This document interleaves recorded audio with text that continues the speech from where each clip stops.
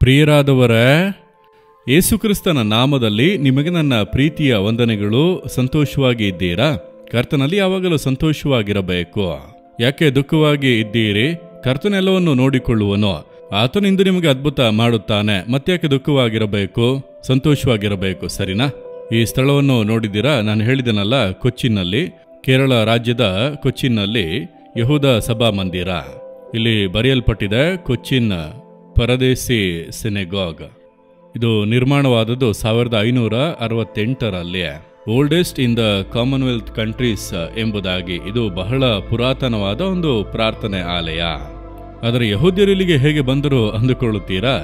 ಹಳೆಯೊಡಂಬಡಿಕೆ ಕಾಲದಲ್ಲೇ ಬಂದರು. ಸೊಲೊಮೋನನ ಕಾಲದಲ್ಲಿ ಹಡಗುಗಳಲ್ಲಿ ಸರಕನ್ನು ತರುತ್ತಾ ಇದ್ದರಲ್ಲವ. ಅನೇಕ ಬಂಗಾರಗಳು, ಸುಗಂಧ ದ್ರವ್ಯಗಳು ಬೈಬಲ್ನಲ್ಲಿ ಇದೆ ಅಲ್ಲವಾ? ಹಳೆಯೊಡಂಬಡಿಕೆಯ ಕಾಲದಲ್ಲಿ ರೇಷ್ಮೆ, ಇಂತಹ ಕಾರ್ಯಗಳು ಇಂಡಿಯಾದಿಂದ ಕೊಂಡೊಯ್ಯಲ್ಪಟ್ಟವು.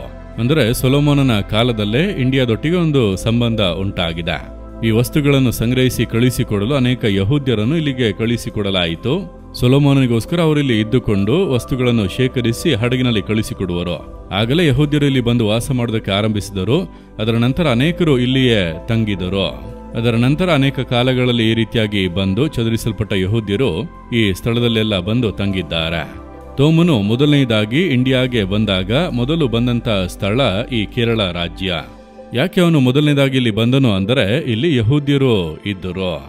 ಯೇಸುಕ್ರಿಸ್ತನು ಹೇಳುವಾಗ ಮೊದಲನೆಯದಾಗಿ ಚದರಿ ಹೋಗಿರುವಂತ ಇಸ್ರಾಯೇಲ್ಯರ ಬಳಿಗೆ ಹೋಗಿರಿ ಎಂಬುದಾಗಿ ಆತನು ಕಟ್ಟಳೆ ಕೊಟ್ಟನು. ಹಾಗಾದ್ರೆ ಮೊದಲ ಶುಭ ಸಮಾಚಾರ ಯಹೂದ್ಯರಿಗೆ ಸಾರಲ್ಪಡಬೇಕು. ಅದರ ನಂತರ ಅನ್ಯರಿಗೂ ಕೂಡ ರಕ್ಷಣೆಯ ಸಮಾಚಾರ ಸಾರಲ್ಪಡಬೇಕು ಎಂಬುದು ಸತ್ಯವೇದದಲ್ಲಿ ಹೇಳಲ್ಪಟ್ಟಂತ ಕಾರ್ಯ.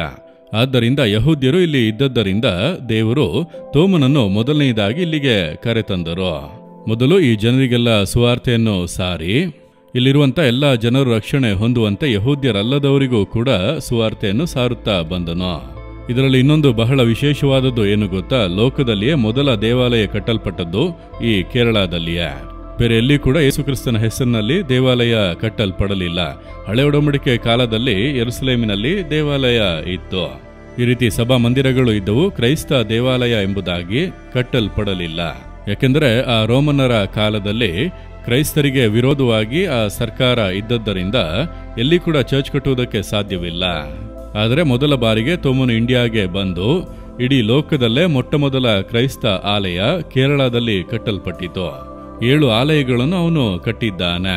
ಅದರಲ್ಲಿ ಒಂದು ಆಲಯ ತಮಿಳುನಾಡಿನ ಕನ್ಯಾಕುಮಾರಿ ಜಿಲ್ಲೆಯಲ್ಲಿ ಕೂಡ ಇದೆ. ಅದನ್ನು ಅರೆಪಳ್ಳಿ ಎಂಬುದಾಗಿ ಕರೆಯುತ್ತಾರೆ. ಈಗಲೂ ಕೂಡ ಅದು ಇದೆ. ತೋಮನ ಕೈಗಳಿಂದ ಕಟ್ಟಲ್ಪಟ್ಟಂತ ಆಲಯ. ಹಾಗಾದ್ರೆ ಎಷ್ಟು ವಿಶೇಷವಾದ ಸ್ಥಳ ಅಲ್ಲವಾ? ಸರಿ, ಇಂದು ದೇವರು ಯಾವ ವಾಕ್ಯವನ್ನು ಹೇಳುತ್ತಾರೆ ಗೊತ್ತಾ? ಮತ್ತಾಯ 18ನೇ ಅಧ್ಯಾಯ 3ನೇ ವಾಕ್ಯ. ಇಂದು ನಮ್ಮ ದೇಶದಲ್ಲಿ ರಾಷ್ಟ್ರೀಯ ಮಕ್ಕಳ ದಿನಾಚರಣೆ.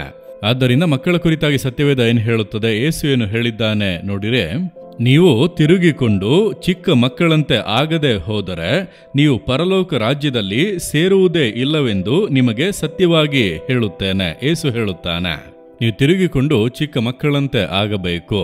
ಯೇಸು ಕ್ರಿಸ್ತನು ಮಕ್ಕಳನ್ನು ಕಣ್ಣ ಮುಂದೆ ನಿಲ್ಲಿಸಿ ಈ ಚಿಕ್ಕ ಮಕ್ಕಳಂತೆ ಬದಲಾಗಿರಿ ಎಂಬುದಾಗಿ ಹೇಳುತ್ತಿದ್ದಾನೆ.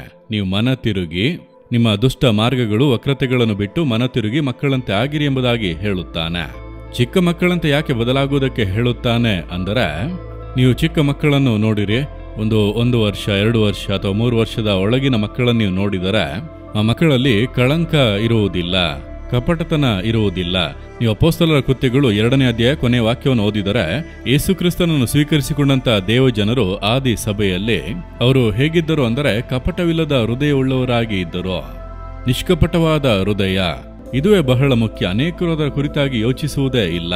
ಆದಿ ಸಭೆಯಲ್ಲಿ ವಿಶ್ವಾಸಿಗಳು ರಕ್ಷಿಸಲ್ಪಟ್ಟು ಕಪಟ ಇಲ್ಲದವರಾಗಿ ಬದಲಾದರು. ಅವರ ಹೃದಯದಲ್ಲಿ ಯಾರ ಮೇಲೆ ಕೂಡ ಕಹಿತನ ಇಲ್ಲ, ದ್ವೇಷ ಇಲ್ಲ, ಹೆಮ್ಮೆ ಇಲ್ಲ, ಹೊಟ್ಟೆ ಕಿಚ್ಚಿಲ್ಲ. ಎಲ್ಲರನ್ನೂ ಪ್ರೀತಿಸುವಂತ ಒಂದು ದೈವಿಕ ಸ್ವಭಾವ ಅವರೊಳಗೆ ಇತ್ತು. ಆ ರೀತಿ ನೀವು ಬದಲಾಗಬೇಕೆಂದು ದೇವರು ಹೇಳುತ್ತಾರೆ. ಚಿಕ್ಕ ಮಕ್ಕಳನ್ನು ನೋಡಿರಿ, ಅದಕ್ಕೆ ಹೆಮ್ಮೆ ಇರುವುದಿಲ್ಲ, ಹೊಟ್ಟೆ ಕಿಚ್ಚಿರುವುದಿಲ್ಲ, ಸಿಟ್ಟಿರುವುದಿಲ್ಲ, ದ್ವೇಷ ಇರುವುದಿಲ್ಲ. ಚಿಕ್ಕ ಮಕ್ಕಳು ಒಬ್ಬರಿಗೊಬ್ಬರು ಜಗಳವಾಡಿಕೊಂಡರೂ ಮರುಕ್ಷಣ ಒಂದಾಗಿಯೇ ಇರುತ್ತಾರೆ. ಆ ರೀತಿ ಹೃದಯದೊಳಗೆ ಏನನ್ನು ಕೂಡ ಇಟ್ಟುಕೊಳ್ಳುವುದೇ ಇಲ್ಲ. ನೋಡಿದ್ದೀರಾ? ಅಂತಹ ಒಂದು ಹೃದಯ ನಮಗೆ ಬೇಕು. ದೇವರೇ, ಮಕ್ಕಳಂತ ಹೃದಯವನ್ನು ನನಗೆ ಕೊಡಿರಿ. ಕಪಟವಿಲ್ಲದ, ಹೆಮ್ಮೆ ಇಲ್ಲದ, ಹೊಟ್ಟೆ ಕಿಚ್ಚಿಲ್ಲದ, ಇಚ್ಛೆಗಳಿಲ್ಲದ, ಪಾಪ ಇಲ್ಲದ ಒಂದು ಶುದ್ಧ ಹೃದಯವನ್ನು ಕೊಡಿರಿ ಎಂಬುದಾಗಿ ಕೇಳಿರಿ. ಅಂಥವರೇ ಪರಲೋಕ ರಾಜ್ಯಕ್ಕೆ ಹೋಗುವುದಕ್ಕೆ ಸಾಧ್ಯ. ಅಷ್ಟು ಮಾತ್ರವಲ್ಲ, ಮಕ್ಕಳು ನಂಬಿಕೆಯಲ್ಲಿ ಯಾವ ರೀತಿ ಇರುತ್ತಾರೆ ನೋಡಿರಿ. ನನಗೆ ಅಪ್ಪ ಇದ್ದಾರೆ, ಅಮ್ಮ ಇದ್ದಾರೆ, ನೋಡಿಕೊಳ್ಳುತ್ತಾರೆ. ಆ ರೀತಿಯ ನಂಬಿಕೆ ಮಕ್ಕಳ ಹಾಗೆ ನಂಬಬೇಕು. ನಾವು ಚಿಂತಿಸುತ್ತೇವೆ. ಮಕ್ಕಳನ್ನು ನೋಡಿರಿ, 2 ವರ್ಷದ ಮಗು ಬೆಳಗ್ಗೆ ಎದ್ದೇಳುವಾಗ, ಇಂದು ನಾನು ಏನು ಊಟ ಮಾಡುವುದು, ನನಗೆ ಯಾರು ಊಟ ಕೊಡುತ್ತಾರೆ, ಯಾರು ಮಿಲ್ಕ್ ಕೊಡುತ್ತಾರೆ, ಯಾರು ಬ್ರೆಡ್ ಕೊಡುತ್ತಾರೆ, ಎಲ್ಲಿ ಹೋಗುವುದೇನಾದರೂ ಚಿಂತಿಸುತ್ತದ? ನೀವೇ ಚಿಂತಿಸುತ್ತೀರಿ. ನಾವೇ ಕುಳಿತು ಚಿಂತಿಸುತ್ತೇವೆ.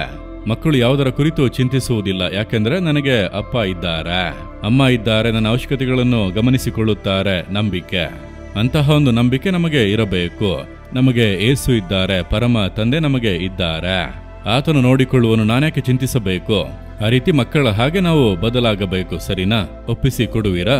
ಇದೊಂದೇ ದಿನದಲ್ಲಿ ಬರುವುದಿಲ್ಲ. ನೀವು ಮುಂದುವರೆದು ಪ್ರಾರ್ಥನೆ ಮಾಡುತ್ತಾ ಮಾಡುತ್ತಾ ಸ್ವಭಾವಗಳು ನಿಮ್ಮೊಳಗೆ ಬರುತ್ತವೆ. ಚಿಕ್ಕ ಮಕ್ಕಳಂತೆ ನಿಮ್ಮ ಸ್ವಭಾವ ಮಾರ್ಪಡುತ್ತದೆ. ನಿಷ್ಕಪಟವಾದ ಹೃದಯ ನಿಮ್ಮಲ್ಲಿ ಬರುತ್ತದೆ. ನಂಬಿಕೆಯುಳ್ಳಂತ ಹೃದಯ, ದೇವರನ್ನು ಆಶ್ರಯಿಸಿಕೊಳ್ಳುವಂತ ಹೃದಯ ಬರುತ್ತದೆ.